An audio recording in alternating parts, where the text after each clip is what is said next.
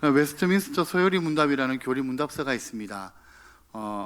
그것의 제일 첫 번째 질문이 무엇인지 혹시 아십니까?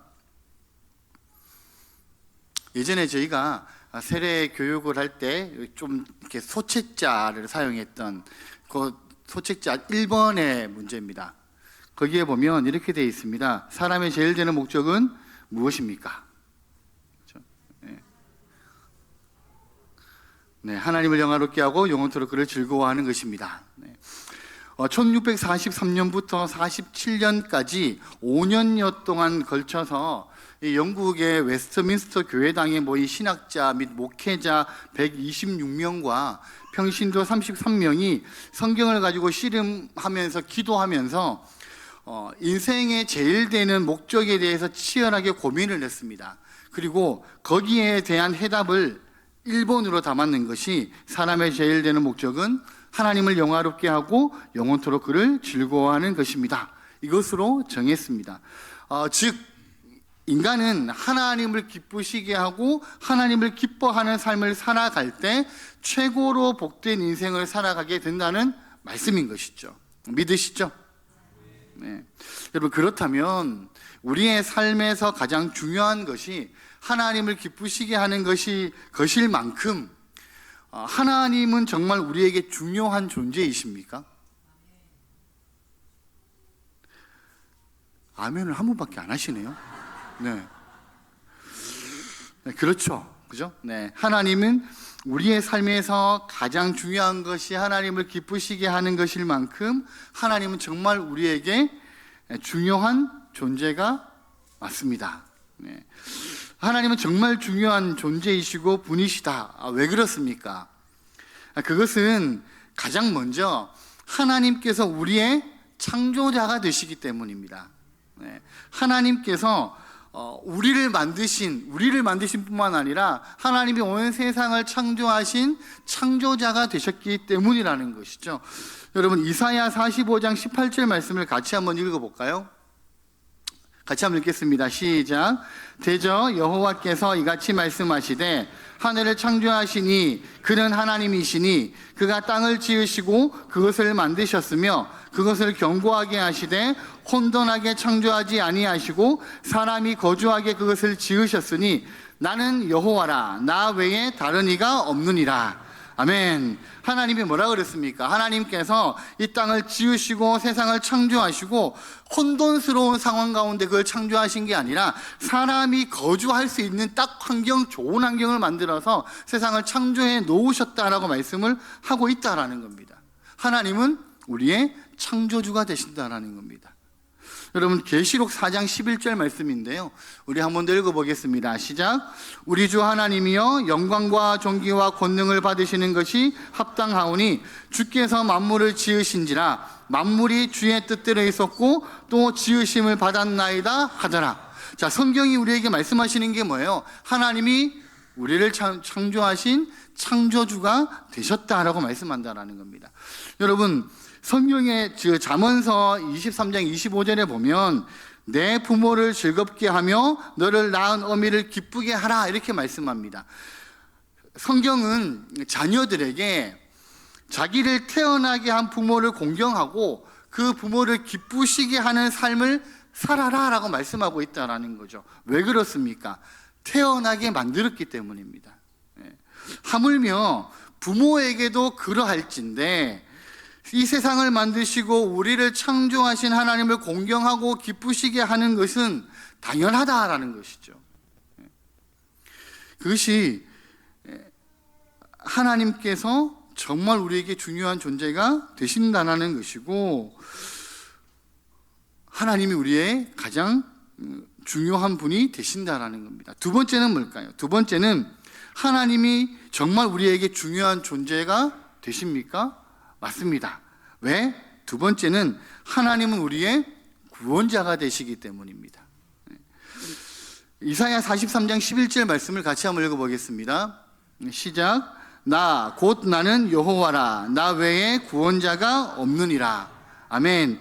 하나님은 이 사단의 게임에 넘어가 하나님의 말씀에 불순종하여 죄악된 인간을 구원하여 주시기 위하여서 당신의 아들 독생자 예수 그리스도를 이 땅에 보내주셨다라는 겁니다.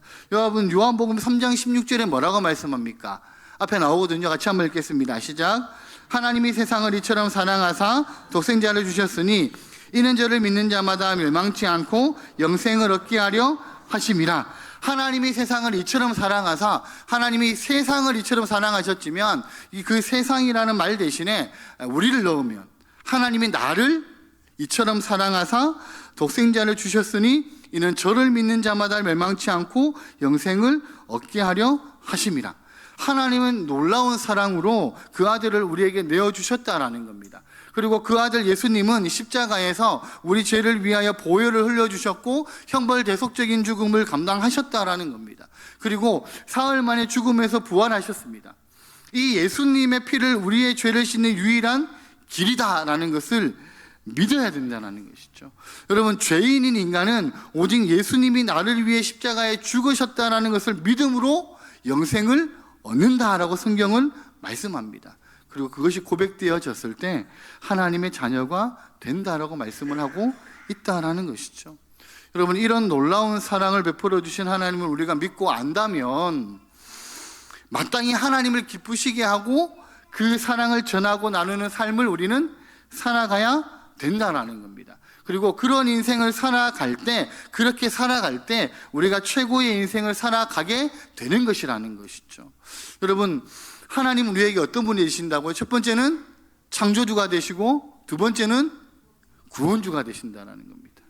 그 사실을 우리가 잊지 말았으면 좋겠습니다. 자, 그렇다면 어떻게 살아야 우리가 하나님을 기쁘시게 하는 삶을 살 수 있을까? 하나님이 우리에게 창조주가 되시고 구원주가 되신다는 걸 알겠는데, 그러면 내가 어떻게 살아야 하나님을 기쁘시게 하는 삶을 살아갈 수 있을까?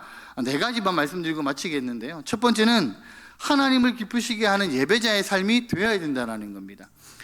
다른 일보다, 다른 그 무엇보다 가장 중요한 것은요, 우리가 하나님께 예배를 드리는 것이라는 것이죠. 이게 제일 중요한 겁니다. 그럼 제일 중요한 것이지만 사실은 제일 어려운 것일 수도 있습니다. 마음과 뜻과 힘을 다하지 않으면 제일 중요한 것이 제일 뒤에 처질 수도 있다는 것이죠. 여러분, 이사야 43장 21절 말씀인데요, 같이 한번 읽어보겠습니다. 시작. 이 백성은 내가 나를 위하여 지었나니 나를 찬송하게 하려 함이니라. 자, 하나님께서 우리를 지으신 목적이 뭐라고 말씀하십니까? 나를 찬송하게 하려 함이라. 다른 말로 바꾸면 나를 예배하게 하기 위함이다 라고 말씀을 하고 있다는 겁니다. 여러분, 그렇기 때문에 우리는 하나님 앞에 어떻게 나가야 될까요? 로마서 12장 1절의 말씀인데요, 우리 같이 한번 읽어보겠습니다. 그러므로 형제들아, 내가 하나님의 모든 자비하심으로 너희를 권하노니 너희 몸을 하나님이 기뻐하시는 거룩한 산제물로 드리라. 이는 너희가 드릴 영적 예배니라. 하나님이 기뻐하시는 거룩한 산제물로 드리라 라고 말씀합니다. 이 말은 예배 시간에 나와서 예배만 잘 드려라, 이 말씀이 아니라 우리의 살아가는 모든 삶의 하루하루 시간들이 하나님이 기뻐하시는 삶으로 살아가라는 얘기입니다. 예수 믿는 사람은 예수 믿는 사람의 모습이 나타나는 것이 하나님을 거룩하게 하는 것이고 하나님께 드리는 영적 예배가 된다는 것이죠. 그냥 예배 시간에 맞춰서 나와서 앉아가지고 그냥 형식적인 예배만 드리는 것이 예배의 모든 것이 아니다라는 겁니다. 우리가 살아가는 그 한순간 한순간, 우리가 지나가는 그 한 시간 한 시간, 그 모든 시간들이 하나님께 드리는 영적 예배의 삶을 우리는 살아가야 된다라고 말씀을 하고 있다라는 것이죠. 여러분, 그것이 우리가 하나님을 기쁘시게 하는 삶이라는 겁니다. 여러분, 그러면 어떻게 하면 우리가 그런 마음을 가질 수 있을까요? 하나님의 은혜와 사랑이 우리에게 깨달아지면 우리는 자연히 그렇게 살아가고 싶어진다는 겁니다. 여러분, 우리가 처음 예수 그리스도를 믿었을 때 예배드리고 싶은 마음이 여러분 얼마나 많이 납니까? 우리가 처음 예수를 믿고 처음 구원의 기쁨을 누렸을 때는 여러분, 세상에서 제일 좋은 게 예배를 드리는 거죠. 그런데 우리의 삶이 시간이 흐르고 우리의 믿음의 연수가 쌓이고, 그러면서 우리에게 가장 중요한 것이 예배가 아닌 다른 것들이 혹시 되어진 것은 아니겠습니까? 여러분, 하나님을 기쁘시게 하는 삶, 그것은 우리가 예배자의 삶이 되어야 된다는 겁니다. 오늘 학습을 하고 또 세례를 받고 입교를 하는 분들이 여기 앉아 계시는데, 여러분에게도 이 예배의 삶이, 예배자의 삶이 되시기를 소망합니다. 여러분, 두 번째는요, 말씀대로 사는 삶이 되어야 된다는 겁니다. 하나님의 말씀을 많이 아는 것도 중요하지만 말씀대로 살아가는 것이 중요하다는 것이죠. 여러분, 말씀대로 살아갈 때 그 사람이 진짜 믿음의 사람이 된다는 겁니다. 우리 신앙의 표준은요, 하나님의 말씀입니다. 우리가 말씀대로 살 때 하나님의 사랑과 하나님의 축복을 받게 된다는 것이죠. 하나님의 말씀대로 살면 우리를 향한 하나님이 얼마나 우리를 기뻐하시고 우리를 사랑하시는지 우리는 체험할 수 있게 된다는 겁니다. 여러분, 자녀를 기르실 때 이 자녀가 내 말을 잘 들을 때 더 사랑스럽습니까? 아니면 자녀가 내 말을 안 들을 때 더 사랑스럽습니까? 잘 들을 때 사랑스럽죠. 그죠? 네. 안 들을 때는 그만 확, 그죠? 네. 그런 마음이 들 때도 있잖아요. 네. 그러니까 하나님께서도 똑같다라는 거예요. 하나님 물론 우리를 사랑하시죠. 우리가 하나님의 말씀에 조금 벗어나는 삶을 살아간다 할지라도 하나님이 우리를 야, 니하고 내가 관계 끊어 이렇게 말씀하시는 분은 아니시라는 겁니다. 근데 그럼에도 불구하고 하나님이 우리에게 원하시는 게 있다면 우리가 하나님의 말씀을 따라서 살기를 원하신다라는 거죠. 자녀들이 부모님 말씀을 따라 살아가면 기뻐하고 즐거워하고 좋아하는 것처럼 하나님도 똑같다라는 겁니다. 우리가 하나님의 말씀을 쫓아서 살아가는 것을 볼 때 하나님은 저 위에서요, 우리 보면서요, 우리가 얼마나 좀 이렇게 보이겠습니까? 그렇지만 야, 네가 내 말을 잘 따라서 살아가는구나, 잘하고 있어, 이렇게 말씀하실 것이라는 거죠. 그러면 하나님이 너무 기뻐하실 것이라는 겁니다.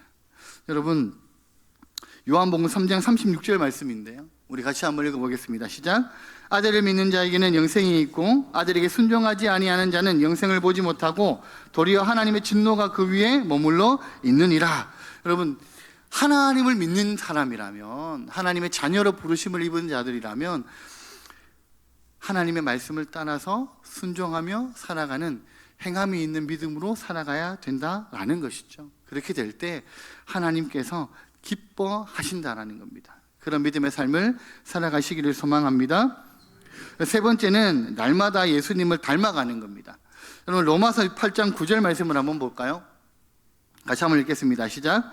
만일 너희 속에 하나님의 영이 거하시면 너희가 육신에 있지 아니하고 영에 있나니 누구든지 그리스도의 영이 없으면 그리스도의 사람이 아니라. 여러분, 그리고 로마서 8장 14절에 보면요, 무릇 하나님의 영으로 인도함을 받은 사람은 곧 하나님의 아들이다, 이렇게 말씀합니다. 하나님의 영, 성령의 인도하심을 받고 성령으로 말미암아 우리가 하나님의 자녀인 것을 알게 되고 확신되며 하나님을 아빠, 아버지라고 부르게 된다라는 거예요. 그러면 진심으로 예수를 믿는 자들이라면 누구를 닮아가야 가는 삶을 살아가게 되겠습니까? 예수 그리스도를 닮아가는 삶을 살아가게 된다라는 것이죠. 그럼 자녀는 누구를 닮아요? 부모를 닮은 거죠. 자녀가 옆집 아저씨를 닮는 건 이상한 거잖아요. 자녀는 부모를 닮게 되어져 있습니다. 우리가 하나님의 자녀이라면 우리는 예수 그리스도를 닮는 삶을 살아가야 된다는 것이죠. 우리가 예수 그리스도를 닮는 삶을 살아가게 될 때 하나님은 우리가 드리는 모든 것들을 기쁘시게 받으신다라는 겁니다. 우리로 하나님이 기뻐하신다라는 것이죠.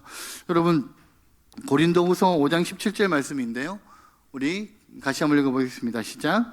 그런즉 누구든지 그리스도 안에 있으면 새로운 피조물이라 이전 것은 지나갔으니 보라 새 것이 되었도다. 우리가 우리의 옛날이 어땠든지 간에, 우리의 삶의 모습이 어땠든지 간에 주님의 모습을 닮아가고 내가 예수를 믿었다, 내가 예수를 믿는다라고 고백했다면 예수 그리스도의 성품을 가지고 그 성품을 닮아가는 믿음의 삶을 살아가게 될 때 주님께서 우리를 보시면서 기뻐하실 것이라는 겁니다. 예수를 닮아가는 은혜가 이 자리에 함께하는 우리 모든 성도님들의 가운데 있기를 소망합니다.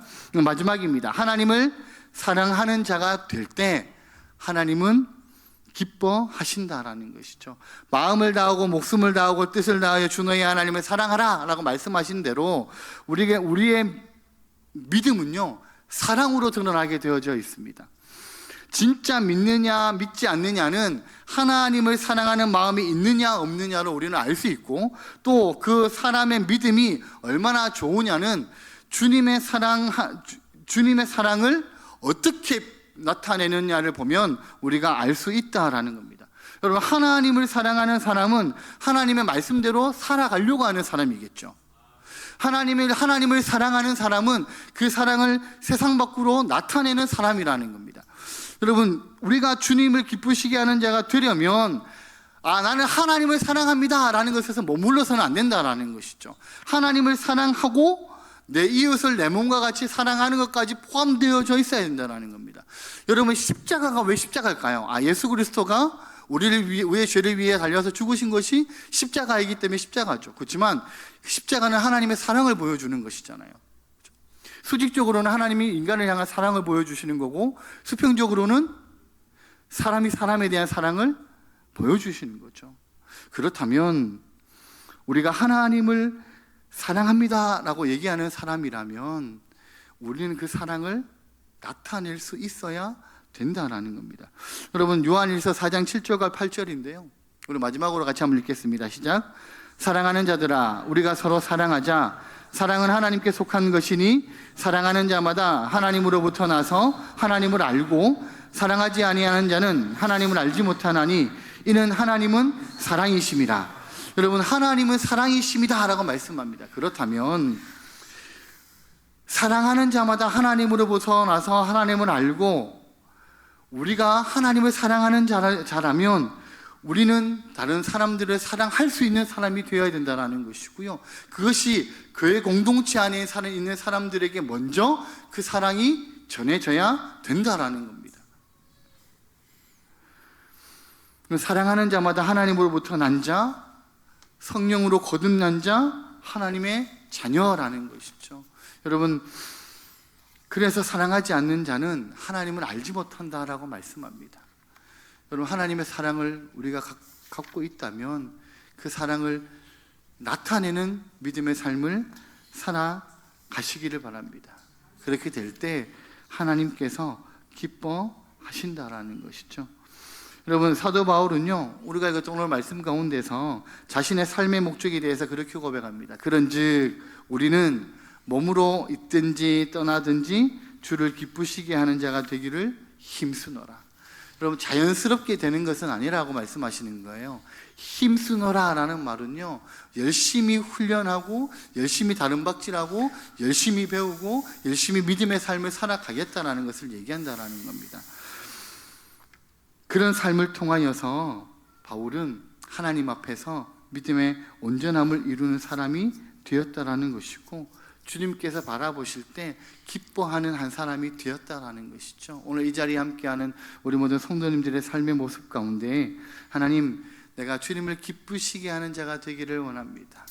주님이 나의 창조주가 되시고 나의 구원자가 되시는 걸 내가 고백합니다. 그래서 나는 예배자로 하나님 앞에 설 것이고, 나는 말씀대로 살아가는 사람이 될 것이고, 나는 예수님을 닮아가는 사람이 되기를 원하고, 그리고 무엇보다 나는 하나님을 사랑하는 자가 되고 싶습니다. 나는 그렇게 힘쓰겠습니다. 열심히 믿음의 다름박질을 달려나가겠습니다. 그렇게 고백하시는, 그리고 그런 믿음의 삶을 살아가시는 이 자리에 함께하는 우리 모든 성도님들의 삶이 되시기를 예수님의 이름으로 축복합니다. 다시 한번 기도하겠습니다.